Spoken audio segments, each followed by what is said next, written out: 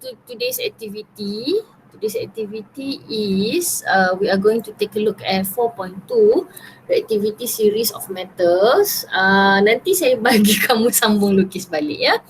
Okay, so reactivity series of metal. Okay, reactivity series of metals is based on the reaction between metals and oxygen, reaction between metals and carbon, and reaction between metals and hydrogen. Okay, dalam subtopik 4.2 ni, kita akan membina reactivity series of metal. Kita akan susun which metal is less reactive sampailah metals yang very reactive. So the reactivity series of metals ni is built based on the metals reaction with oxygen yang kita akan buat sekarang. Nanti kita akan tengok reaction between metals with carbon yang kita akan buat next class, and reaction between metals with carbon and also hydrogen. So for this particular slide, can you complete the table? When we take a look at reaction between metals and oxygen, basically there are two types of reaction. Vigorous reaction, reaction yang sangat yang sangat reaktif lah, yang sangat exothermic. Kalau kita tengok reaction dia sangat exothermic. So kita tahu reaction tu adalah pada kadar yang sangat tinggi. So can you complete what example of reaction that is vigorous between what metal and oxygen? Less vigorous reaction, contohnya macam siapa? Macam which type of metal, when which type of metal react with oxygen? If we know that it is a vigorous reaction, what are the criteria that can be observed when we can see a vigorous reaction? What are the criteria that we can observe when we know that it is a less vigorous reaction? Okay, cuba lengkapkan jadual ini. Okay, so saya ulang kembali.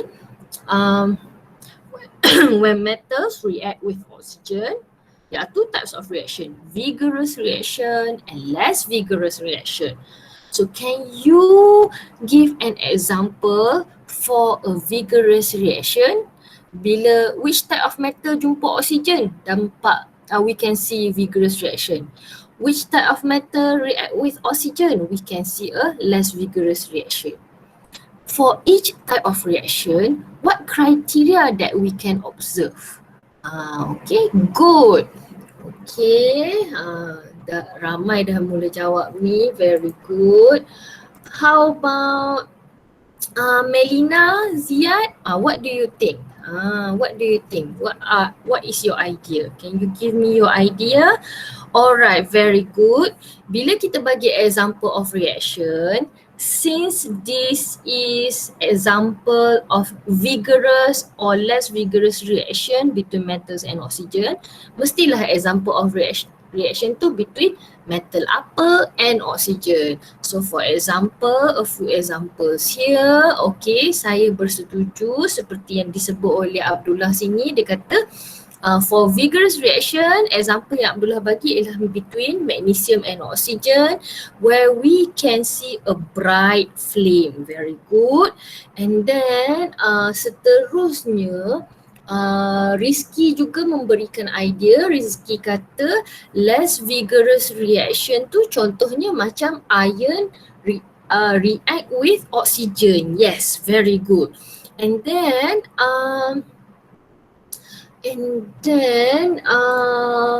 Emma pula kata, what we can observe in less vigorous reaction is a low or slow change in color.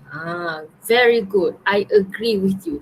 A low or slow change in color can be observed in less vigorous reaction. So daripada jawapan ketiga-tiga kawan kita tadi, kita dapat lihat vigorous reaction tu example dia antara magnesium dengan oksigen atau iron and oksigen. Sorry, atau satu lagi ialah you can also say between aluminium and oxygen for aluminium. Yes, aluminium and oxygen pun boleh. And then for less vigorous reaction, example dia ialah between iron and oxygen, atau maybe you can say plumbum with oxygen. Plumbum atau nama common name dia lead. Plumbum and oxygen. So the observation is bright flame for vigorous reaction and low or slow change for less vigorous reaction. Saya lampirkan satu sampel answer dekat sini for you to refer later. Okay, thank you so much for your responses. Let's take a look at this one. Okay, sepatutnya bila kita bincangkan reactivity of metals ni, ada banyak amali kita kena buat. Amali ni memang level form 4, form 5 punya amali lah. Dalam chemistry kamu akan jumpa lagi sekali amali ni. So hari ni saya akan tunjukkan dulu videonya. Hopefully nanti bila buka sekolah kita boleh run the experiment. Okay, so this is the video. Saya akan tunjuk videonya di sini. This one. Hopefully you can observe it. Sekejap ya. So, saya tunjukkan dulu how to set up the apparatus based on figure 4.4 in your textbook. Sekejap ya. Okay, wait a minute. Saya rasa saya kena mula awal sikit. Okay. Yes, this one. Okay, this one. Play. Right. The picture shows the apparatus used to investigate the reaction of metal with oxygen. The materials required are potassium 7 manganate and magnesium in powder form. The apparatus required for the experiment are Bunsen burner, boiling tube, retort stand, forceps, asbestos tray, glass wool and spatula. First, we get a clean dry boiling tube. We use a spatula to put in some potassium 7 manganate at the bottom of the tube. Fix the mouth of the boiling tube horizontally to the retort stand. Use the forceps to put a bundle of glass wool in the boiling tube carefully. The glass wool prevents spattering of potassium 7 manganate from the metal. Be careful when using glass wool as it may cause some problems to our lungs. The powdered metal is put on an asbestos tray to protect the boiling tube from cracking. We can now start the experiment. Click the Bunsen burner to heat magnesium. When the magnesium starts to glow, the potassium 7 manganate is then heated. Drag Bunsen burner to heat up potassium 7 manganate. Oxygen gas is produced when potassium 7 manganate is heated. Magnesium gives bright light when reacting with oxygen. Magnesium reacts with oxygen to produce magnesium oxide.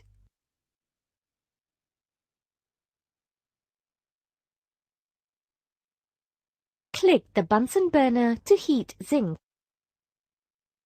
When the zinc changes to yellow, drag the Bunsen burner to heat potassium 7 manganate.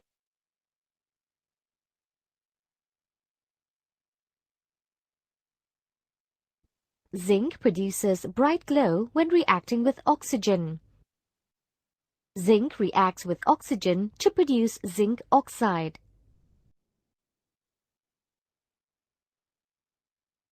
Click the Bunsen burner to heat the copper. When the copper starts to glow, drag the Bunsen burner to heat potassium 7 manganate. Copper produces only a slight glow when reacting with oxygen. Copper reacts with oxygen to produce copper 2 oxide.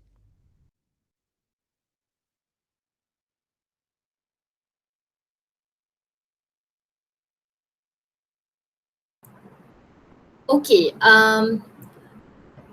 eksperimen yang ditunjukkan dalam video tadi adalah sama dia punya setup seperti yang ditunjukkan pada figure 4.4. It is the same figure in, I take this figure from your textbook. So, that particular video is from the previous syllabus. That's why the materials used are slightly different. Dia guna copper, kemudian dia tak test pun aluminium dengan iron and also lead. So kita tak ada gambar untuk the burning of metals yang dia tak test lah. So I have a few videos yang menunjukkan the burning of different types of metal related to this particular experiment. For example, before that, based on the video, can you state what is the function of potassium manganate 7 crystal and also the function of glass wool? Based on the video, apa fungsi glass wool? Apa fungsi potassium manganate? Okay. Boleh terus tulis A, terus di jawapan A, to apa-apa-apa, B, to apa-apa-apa. Boleh terus terus bagi short sentences like that. Right.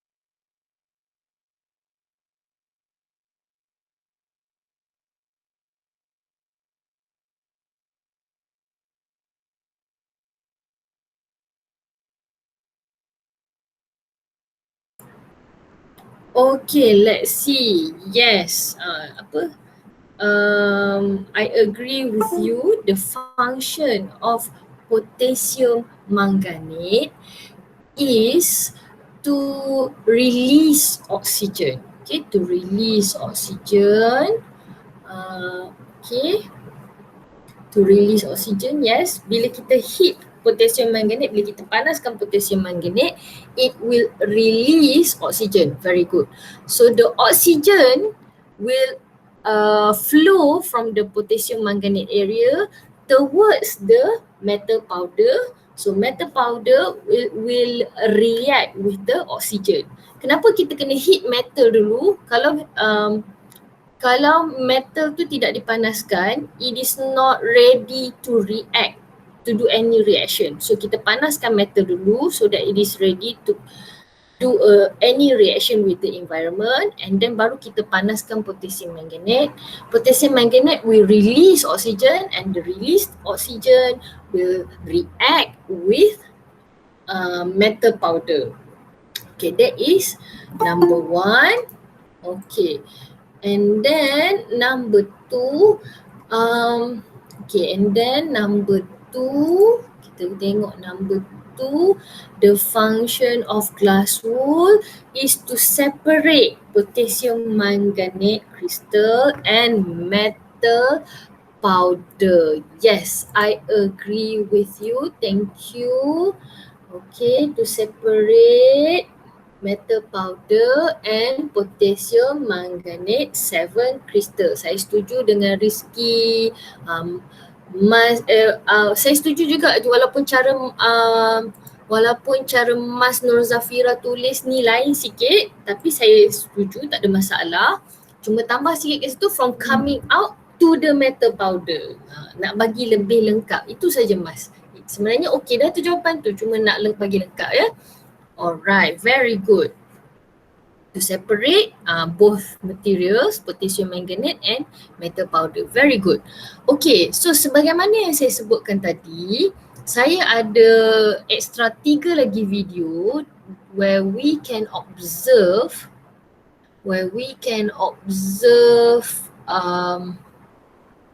the reaction of the metals with oxygen. Saya hanya ada 3 video, iaitu the burning of magnesium, aluminium and iron.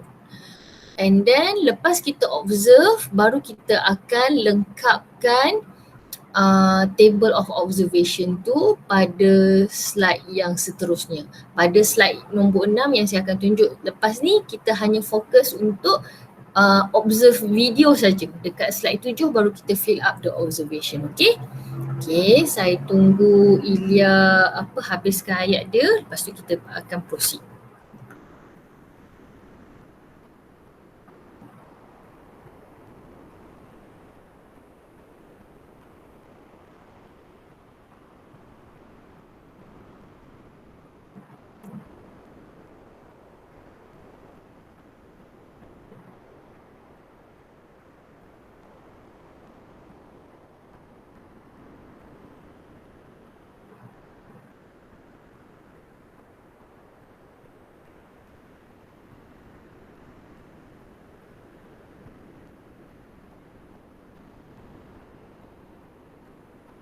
Okay, thank you Ilya.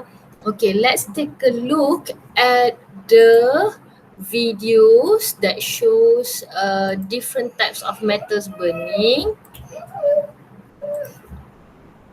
Okay, this is the first one. Sekejap ya.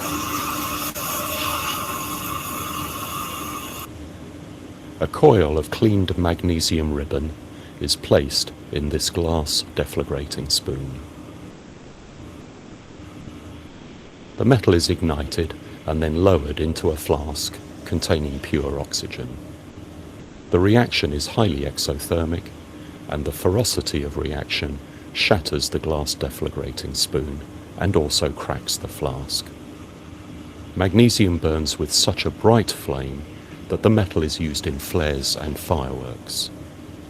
In fact, burning magnesium powder was used as a flash in early photography.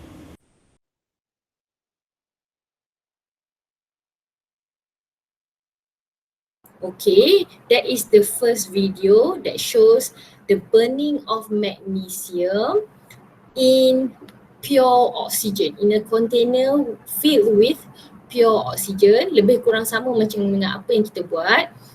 Dan we can see that the flask crack at the bottom because the intensity of the reaction between magnesium and oxygen. Dalam kita punya experiment setup, the risk of having cracked glass is reduced because we place the magnesium inside asbestos container. Ada bekas asbestos kita letak dalam boiling tube. So kuranglah risiko untuk kita punya apparatus tu retak. Okay, let's take a look at the burning of aluminium pula. Sekejap ya. Burning of aluminium. Alright, this one. A sample of pure aluminium powder is placed in the flask, which has a small exhaust hole in it. Oxygen is passed through the flask, and the aluminium powder is warmed with a Bunsen flame to initiate the reaction.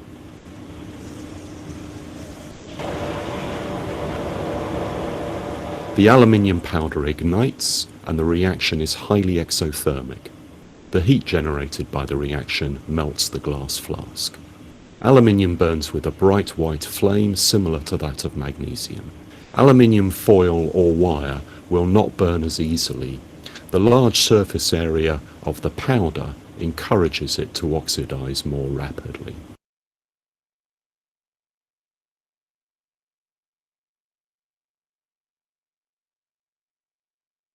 So for the burning of aluminium powder, we can see that the intensity of the reaction is also very high sampai the flask melted. Sampai dia punya bekas tu melted. However, if you try to burn aluminium in the form of aluminium sheets, using aluminium sheets, the same reaction atau the same intensity cannot be achieved because aluminium sheets ataupun aluminium foil yang macam mak-mak kita guna untuk baking kat rumah tu have low surface area compared to aluminium powder. So apa nak kata, kalau kita repeat eksperimen ni di makmal, kita tak guna aluminium powder, kita akan guna aluminium sheets. So dia punya intensity tu is not as high as magnesium lah. Tapi dekat eksperimen ni dia guna aluminium powder, sebab itulah intensity dia very high sampai tahap melted the glass flask tu. Okay, the last one I would like to show you the reaction between iron and oxygen. Grammarly can help you rate Iklan Grammarly pula. Sekejap ya.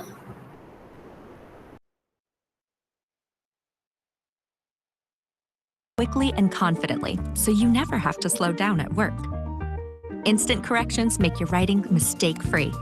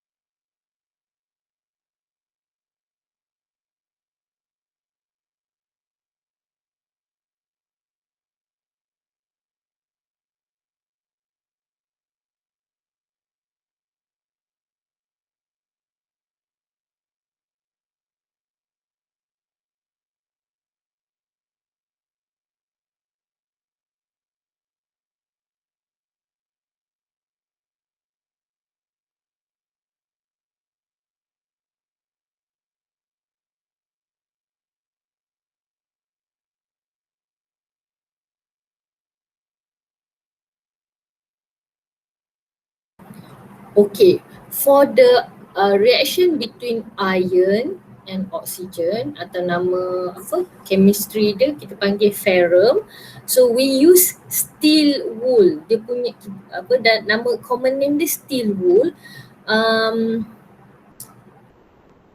Apa tu steel wool ni yang selalu kita guna untuk scrub bontot periuk, scrub bila kita basuh pinggan tu kan. Itu adalah type of steel wool lah.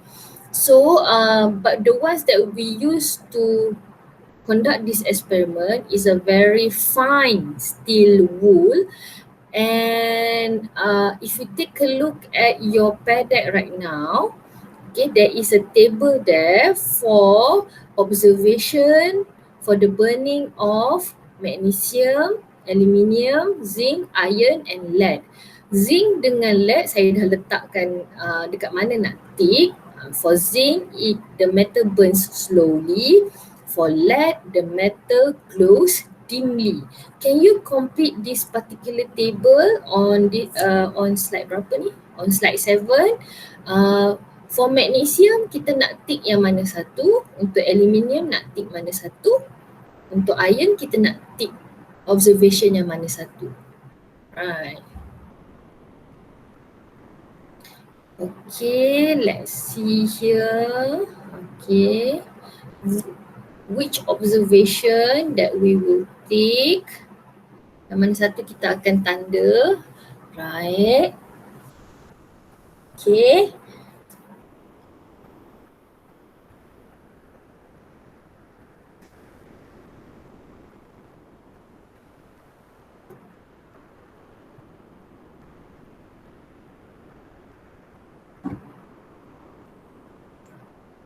Okay, this is the summary of your answer. Wow, cantiknya dia punya tick hijau ni. Siapa buat tick hijau ni? Cantik lah.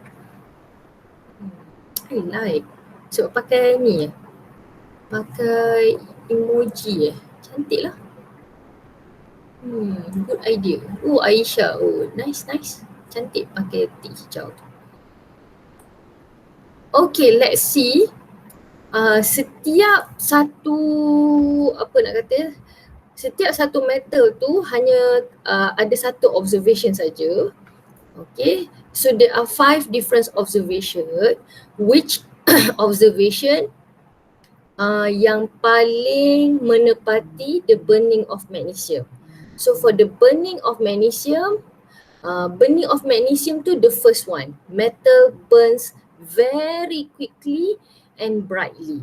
Okay, and then sebab the burning of magnesium dengan aluminium, eksperimen tu, observation tu kita tak boleh kalau kita buat pada kapasiti atau pada amount yang sangat tinggi macam dalam video tadi tu kan, kita tak boleh tengok dengan naked eye pun. Kita memang kena pakai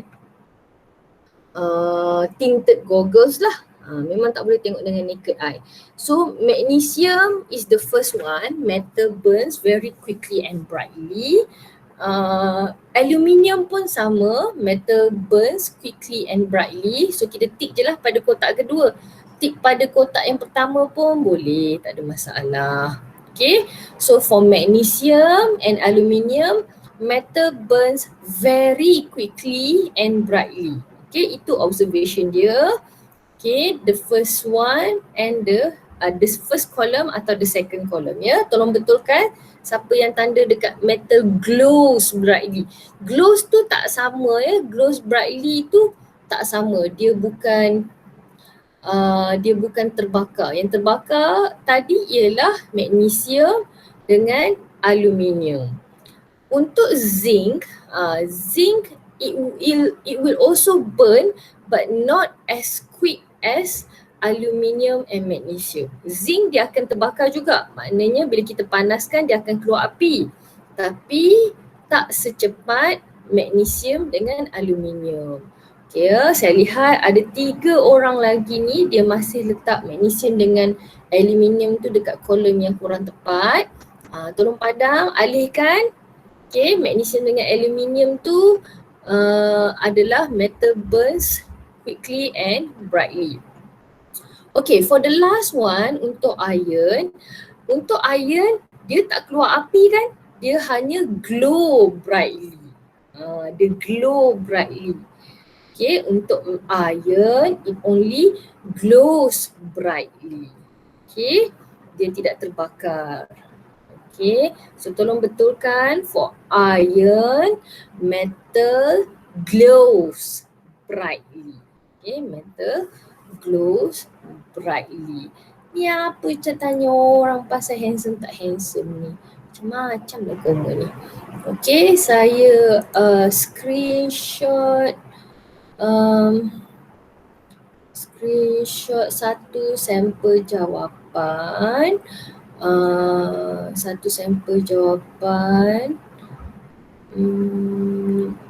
Okey, jawapan Narisa ni boleh jadi sampel jawapan. Saya screenshot dan share dalam Telegram ya. Okay, thank you Narisa. Good observation. Okay. Now, let's take a look at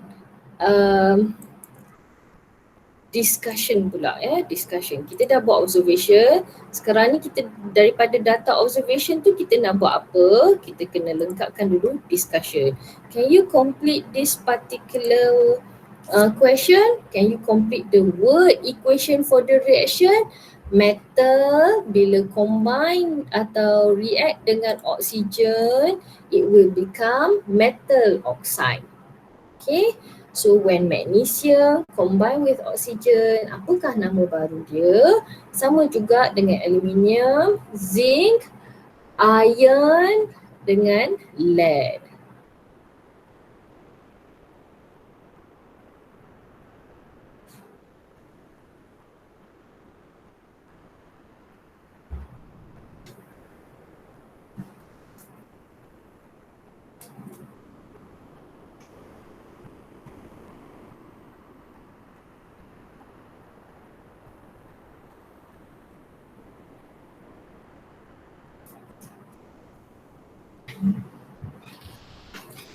Okay, very good. Let's see your answer here. The first one is magnesium oxide, and then um followed by aluminium oxide. Okay, kalau kamu eja aluminium oxide, the spelling is acceptable sebab itu adalah American punya spelling. Okay, American punya spelling dia kata aluminium.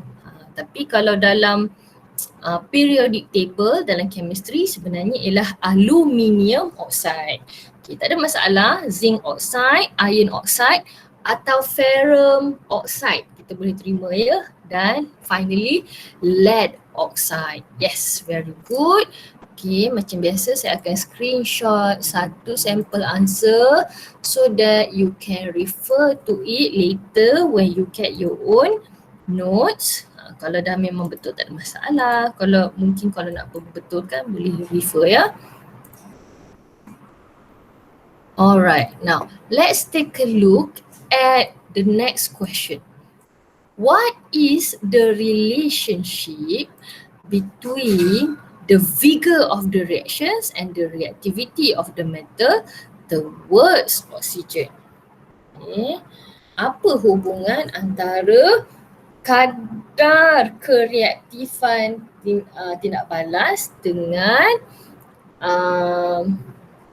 oksigen terhadap oksigen?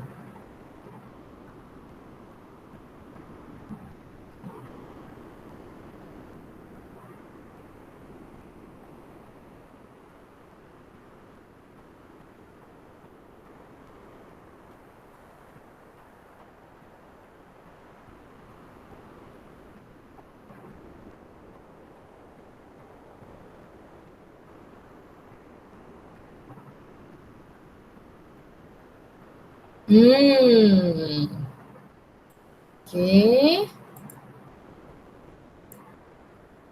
Okay, let's see.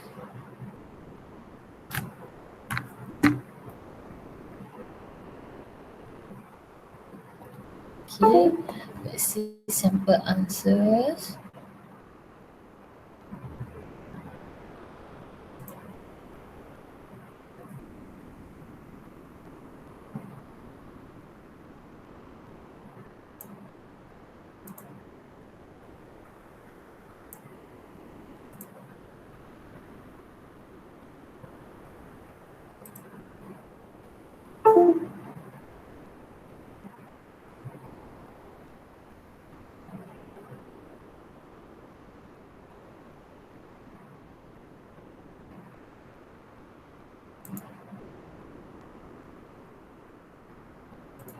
Okay, so dia ada dua variables kat situ. Satu ialah vigor of the reaction. Satu lagi ialah the other variable is reactivity of metals towards the oxygen. So yang kita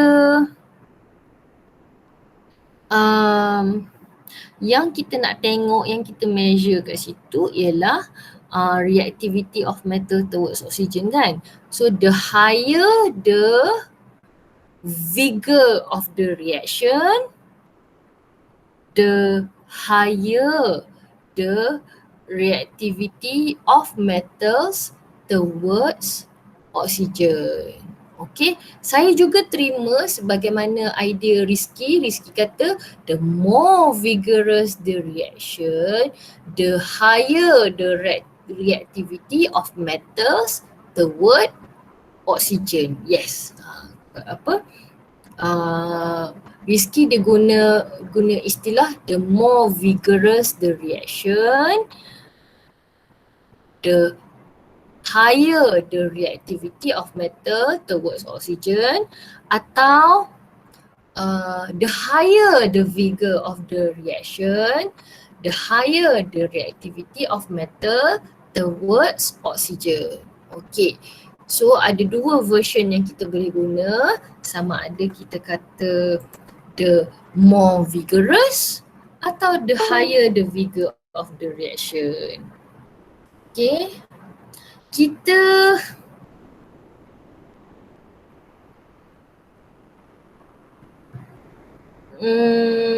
kita kata vigorous reaction tu yang menunjukkan reactivity.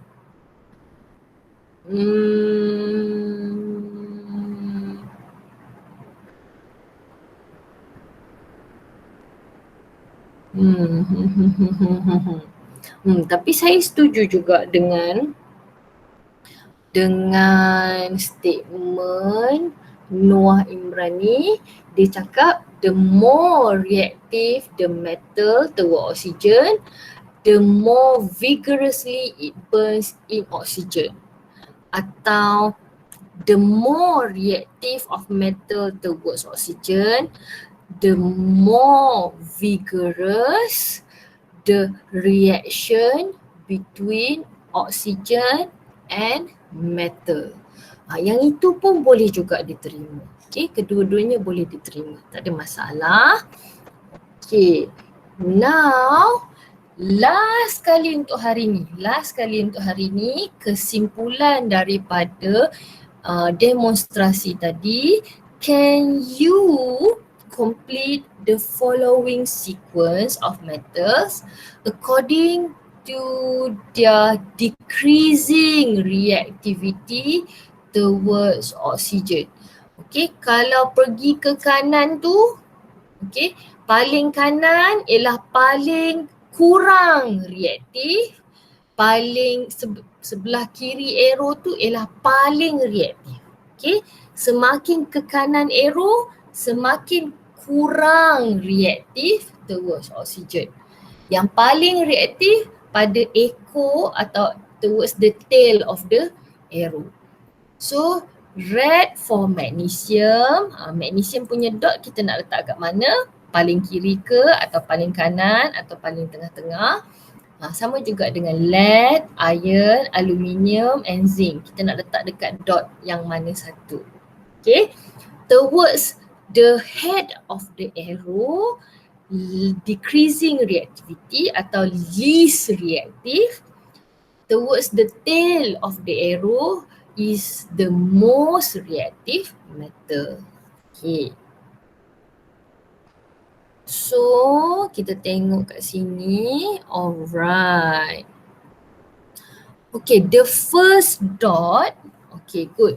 The first dot is magnesium. So, dot merah pada at the tail of the arrow. Yang paling kiri sekali, start with dot merah. Okay, dot yang kedua is dot warna biru. The second one is aluminium. Okay, dot warna biru is the second one, second position.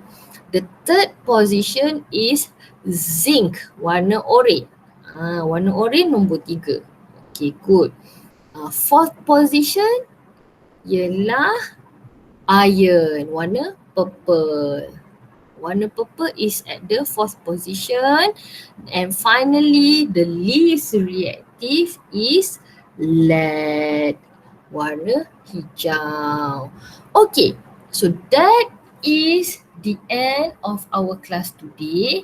Basically, what we did was to determine the series of metal reactivity towards oxygen.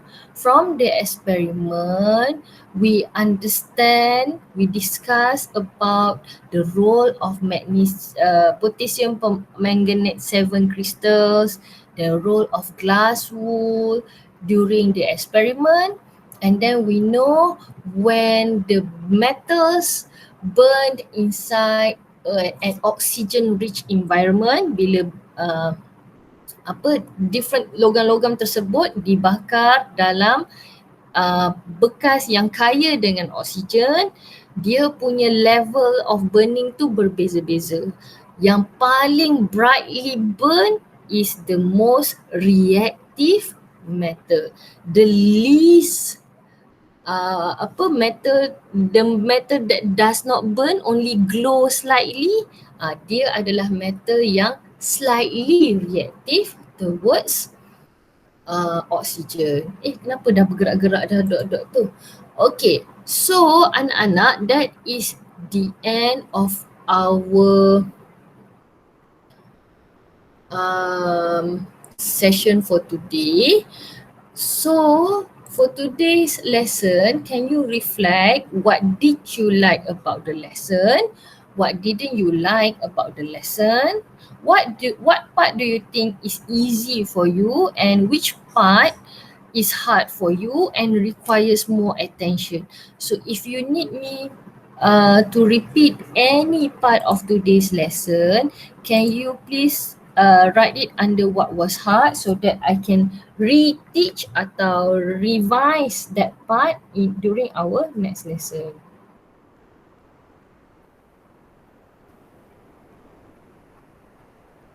Okay.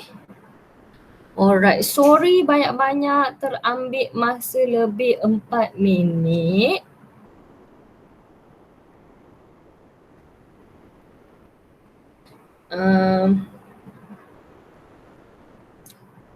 Terlebih ambil masa 4 minit. So saya end our class for today. Dia pergi nyanyi lagu-lagu pula macam-macam lah hampa ni. Okay, I end our lesson today. Boleh break